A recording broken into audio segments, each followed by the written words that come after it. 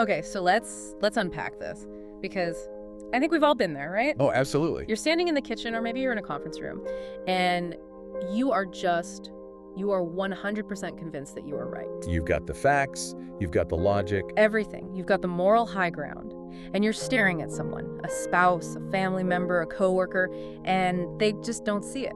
The wall of resistance. Exactly, the wall. And what is our natural human instinct in that moment? Grab the hammer. We grab the logic hammer. We think if we just explain it one more time, maybe a little louder, maybe with a sharper tone, we can smash through that wall. Right. It's the I'll explain it until you submit strategy, which, ironically, usually just adds more bricks to the wall. It never works.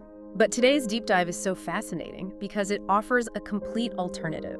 It's a strategy for influence that asks you to, drop the hammer entirely. To win someone over without arguing your case at all. And the source material today. Wow. Wow, it's a wild ride.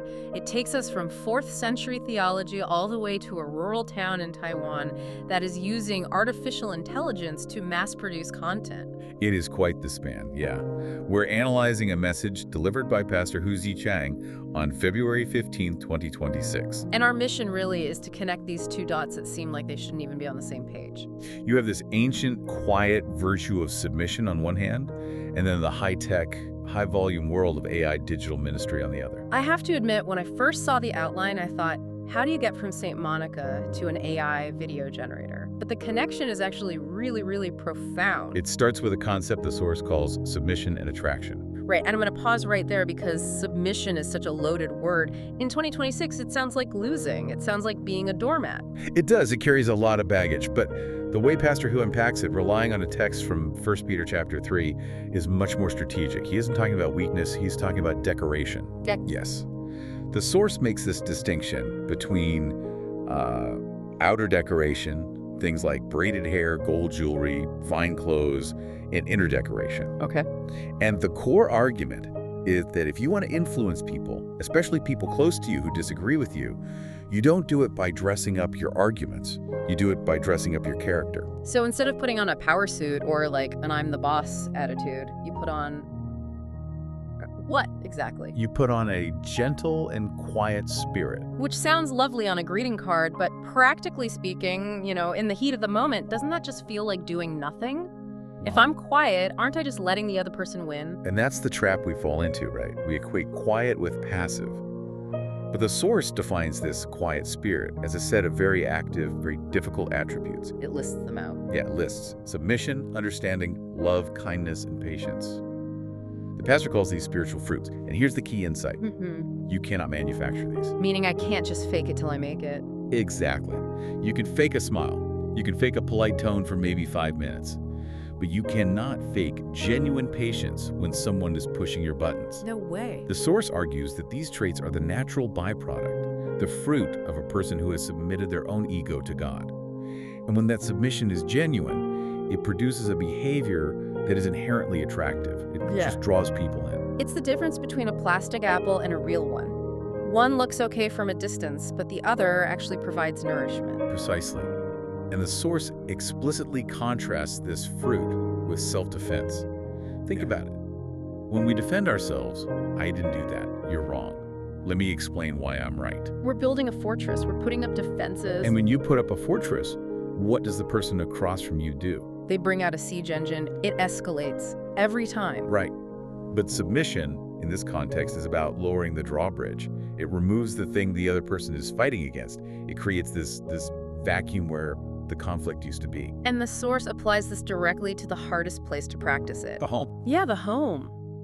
Let's talk about the family dynamic mentioned here. And I want to be clear for everyone listening, we are just reporting on the theological framework of the source here. Correct. So the source says that wives are to win over their husbands, not through nagging or preaching, but through this silent conduct. But, and this is important, it flips the script for the husbands, referencing Ephesians 5. Right. It says husbands are to serve their wives to help them grow. The phrase that jumped out at me was that the husband beautifies the wife through service. It's a powerful image. The husband's job isn't to rule with an iron fist. It's to serve the wife so well that she becomes more, beautiful in a spiritual sense. It's this ecosystem of mutual service. Yeah. And to prove that this silent strategy actually works, the source drops a massive historical case study. St. Monica. I love a good history lesson, and I knew the name, obviously, but I didn't really know the full backstory. Well, the source calls her one of the greatest examples of a wife and mother in church history. She's a pivotal figure, really. So we're talking 4th century. 4th century, yeah. And she was playing the game on hard mode. She was a devout Christian, but her husband was a pagan official who reportedly had quite a temper. Not a believer. Not a believer. And then there was her son, Augustine. Who we now know as St. Augustine, the heavyweight champion of Western theology. Back then, he was just a rebellious, brilliant young man, causing his mother endless grief. No.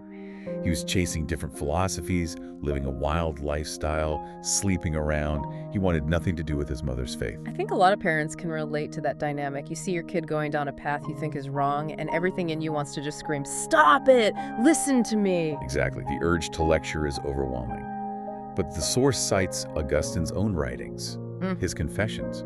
He wrote that his mother serves his father like a lord. Wow. She didn't preach at him. She didn't nag him about his faith. She decorated herself with that respectful, lovable conduct we talked about. Serving him like a lord. I mean, that is a tough pill to swallow if you feel like you're the one who is right. It requires a tremendous amount of humility. It does. But look at the results. The source notes that she won both of them over. Her husband converted shortly before his death. In Augustine. He credits his mother's tears and her quiet life as the thing that eventually broke him down and brought him to the faith. It's a classic show don't tell masterclass. If she had nagged Augustine, knowing his personality, he probably would have just debated her into the ground. And he was smarter than her, rhetorically speaking. He was a trained rhetorician. He would have won every single verbal argument, but he would have lost his soul. So she refused to argue. And she won the person. That is the key distinction right there. Winning the argument versus winning the person. We usually settle for winning the argument because it feels good in the moment. But winning the person takes a lifetime, and it takes character. Which brings us to the part of the source that I think is the most confronting for us as listeners. Oh, this part, the litmus test. The pastor doesn't let the audience just sit there and nod along to the nice story about St. Monica. He throws out 3 questions that are, well, they're uncomfortable. They're designed to move this from theory to self-reflection. Let's go through them, because I think everyone listening should try to answer these honestly. The first one is a scorecard, he asks. How would you rate yourself on submission, understanding, love, kindness, and patience? And be honest, most of us give ourselves a solid A when life is easy. But think about your behavior in traffic. Or when the Wi-Fi goes out. Or when a colleague drops the ball. That's when my grade drops to a D- real quick. And the second question, can you think of examples where submission yielded better results than self-defense? That requires you to audit your own conflict history. Yeah. We usually operate on the assumption that if I don't fight back, I'll get walked on. Right. The source challenges you to find a time where not fighting back actually de-escalated the situation and led to a better outcome. And then the third one, this is the one that really stuck with me, the observer test. If a non-believer watched your behavior for a week, would they be attracted to the faith or repelled by it? That is brutal, because we judge ourselves by our intentions, how I meant well, or I was just tired. But the world judges us by our actions. Exactly. If your arguments for your worldview are eloquent and logical, but your life looks stressful, angry, bitter, the argument is just void. The source is saying credibility comes from the consistency of your character, not the volume of your voice. Okay, so we have this foundation. Quiet influence, integrity, the fruit of character. Now here's where this deep dive takes that hard left turn we teased at the start. We're shifting gears from the individual, from St. Monica to the organization, specifically the Beipu Church in Taiwan. And this transition is crucial because it answers the question, does this quiet stuff actually scale? Can you run an entire organization this way? The source details their leadership election process. And I have to say, if you are used to corporate promotions or political campaigns, this is going to sound like it's from another planet. It's the anti-campaign. The church operates on a 4-year election cycle for elders and deacons. Now, the congregation nominates people. That part's standard. But then they have a self-veto mechanism. The self-veto, I love this concept. Explain how that works. So imagine you get nominated. In most worlds, you'd start polishing your resume, making promises. Here, the nominees have to evaluate themselves first. So they look in the mirror? Yes, and the source says they assess whether they are suitable. If a candidate feels they aren't worthy, or maybe the timing just isn't right in their life, they voluntarily withdraw. They fire themselves before they even get the job. Essentially, yes. Yeah. It creates a filter where only the humble remain. You have to admit, I'm not the right person right now, even though people nominated you. And the source mentions that Pastor who has been there for, 35 years, stays completely hands-off. Completely. That's rare. Usually, a leader who has been around for 3 decades wants to pick their successor or at least steer the ship. I want that guy. I definitely don't want that guy. The source is emphatic about this. He says he never influences the vote, even when his own children are involved. He trusts the collective will and the will of God. It reinforces that whole idea of submission we talked about. The leader submits to the process rather than trying to control it. And the criteria for these leaders, it's not about who has the most money or the fanciest degree. No, the source lists the criteria explicitly. It's not social status, education, wealth, or even ability in the corporate sense. It is strictly about faith and being a role model. The pastor describes the role as a covenant, not a power play. Which sets the stage perfectly for the final segment of our deep dive. Because if you're listening to this, you might be thinking, okay, that's sweet. A humble little country church, very quiet, very low-key. You probably have a nice potluck and go home. Exactly, and that is where you would be so wrong. This is the aha moment. This humble church is running a digital operation that rivals a media startup. Let's just look at the stats. This is the Beipu Church. The source tells us that in late 1991, Pastor Hu arrives. It's a remote area. The church has about 130,000 new Taiwan dollars to its name. Which is not much. They were struggling to keep the lights on. Fast forward to today, to 2026. This quiet church now owns nearly 800 ping of land. That's over 2,600 square meters. They have a new sanctuary. They are self-sufficient. And they're sending money to support foreign missions. It's a massive turnaround. But the physical growth isn't even the most surprising part. It's the gospel refrigerator. I am obsessed with this name, the gospel refrigerator. It's a great metaphor, isn't it? The idea is that you preserve spiritual food so it can be accessed anytime by anyone. But the scale of this refrigerator is what's just shocking. The source says that in less than a year, they produced nearly 1,800 videos. 1,800. That's almost 5 videos a day, every single day. That is a content factory. How does a rural church with a quiet spirit do that? They leveraged AI programs and digital tools. Mm-hmm. They didn't just sit back and say, oh, we're a quiet rural church, we can't compete. They used technology to amplify their message. And who is running this tech? Is it like a hired team of sleek professionals from the city? No, and that's the beautiful connection. The source implies that the co-workers, these same deacons and elders who passed that humility test, are the ones doing the work. They are practicing their faith by producing this content. This is the light bulb moment for me. We tend to think humility means low impact. We think if you have a quiet spirit, you just sit in the back row and stay quiet. Right. But Beipu Church proves that quiet spirit refers to your ego, not your output. Exactly. You can be quiet in spirit, but loud in impact. St. Monica was quiet in spirit, but her impact created St. Augustine.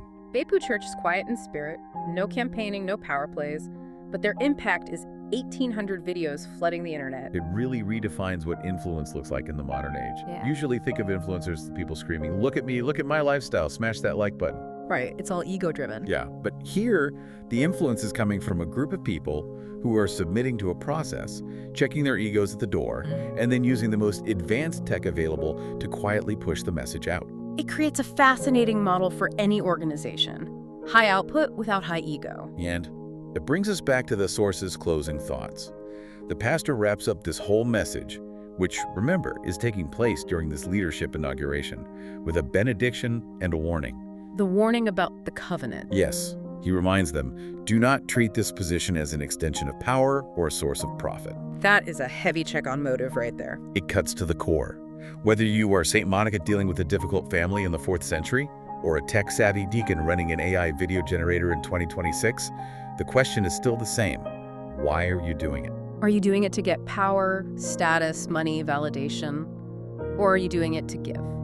That really sums up the entire deep dive. From the ancient texts to the AI age, the currency of true influence hasn't changed. It's still integrity. It's still fruitfulness. It's still that gentle and quiet spirit.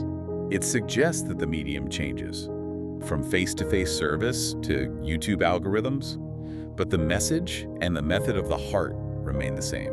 So as we wrap up, we want to leave you with a final thought to chew on. We've talked about church leaders and historical saints, but let's bring it right back to where you are sitting right now. Right. In your own life, whether it's your role as a parent, your position at work, or just being a neighbor. When you look at your responsibilities, are you viewing them as a way to extract value? Are you looking for what you can get out of it? Or do you view your role as a covenant, a promise to serve and to give? Because if this source is right, the people who view it as a way to give, even if they are quiet about it, are the ones who actually end up changing the world. Whether that's changing one son named Augustine or changing a rural community with a gospel refrigerator? It's definitely worth thinking about. Thanks for diving deep with us today. We'll see you next time.